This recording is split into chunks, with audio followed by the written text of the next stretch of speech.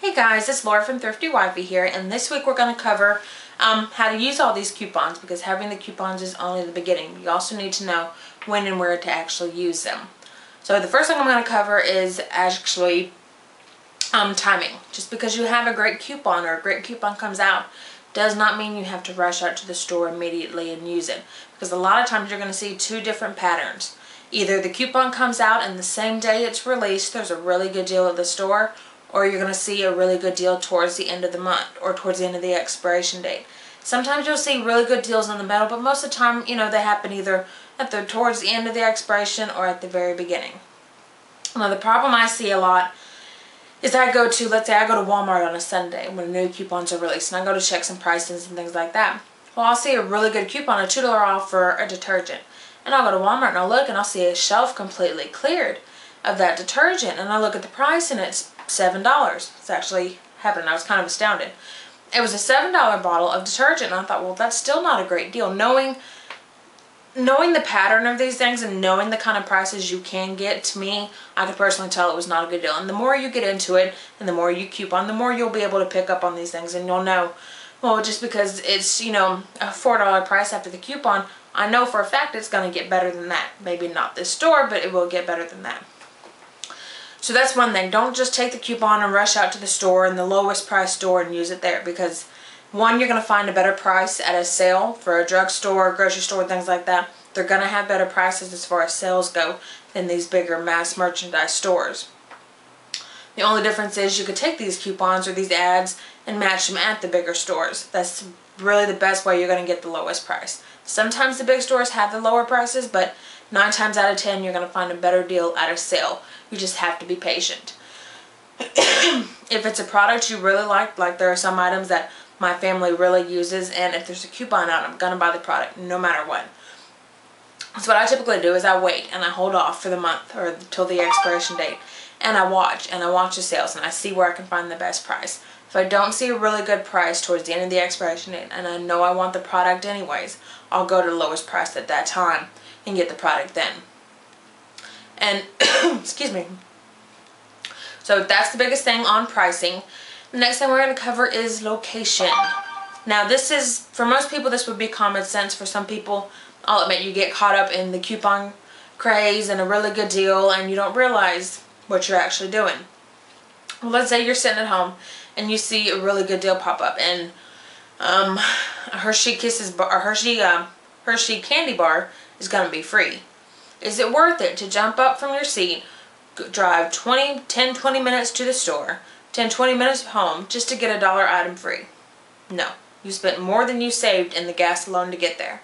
So what I suggest, and this is what I personally do, I take my coupons with me everywhere, like my purse. As soon as I go to my car with my purse, my coupons are on the other shoulder. And what that does is, if I'm out driving around town, or if I'm running errands or something like that, and I know there's a really good deal at Walgreens, when I pass Walgreens, I'll just stop and run in there real quick and get the item I want. I'm not spending any extra time. I'm not driving 20 extra minutes to a location to save $1 or anything like that. So that's something you really have to consider. Is the gas and the time that it's going to take for you to get to whatever deal, is it going to be worth it? Is it going to cost more than the actual money you're saving? So that's something to always keep in mind. And another part of that is, let's say you're at the grocery store and you have a coupon and there's an item you really want. You're doing all your grocery shopping there, but you know you can get a certain item for 50 cents cheaper at another store, but you only want one of those items. Is it worth it to check out at the grocery store, drive to the other store, get out, go in, get the other things, then get back in your car and then drive home to save 50 cents? Most of the time it's not. To me personally, it's not. If I know it's a 50-cent saving or 25-cent saving or something like that, and I don't want a lot of them, then I know it's just easier to go ahead and get it at the grocery store. And that's a little bit different if I can get, you know, a $1 item free and I want 5 or 6 of them. If I'm passing the other store on the way home, I'll just wait and stop in there. But it's all personal preference on that. But that's something to definitely keep in mind is on, you know, not only your time but your location, as far as is it worth driving that extra mile to save, you know, 25, 50 cents, things like that. Last part is, kind of falls in with that, is pricing. Just because you see these big mass merchandise stores and they say they have the lowest price, they're not always going to have the lowest price. I find lower prices during sales at the drugstores and the grocery stores than I do these big chain stores. Sometimes they have really good deals, sometimes they have low prices, but always keep an eye out. Don't just go by, well, they say they have the lowest price, so that's where I'm going to go.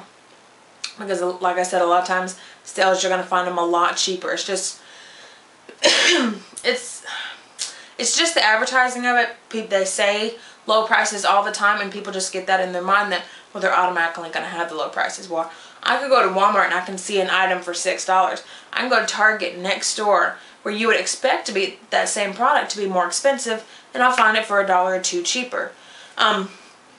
So that's just always something you have to keep in mind. Know the pricing at your stores. You know, kind of get an idea of, you know, well, I know one Walmart in my town is $1 more on almost everything than another Walmart 20 miles down the road.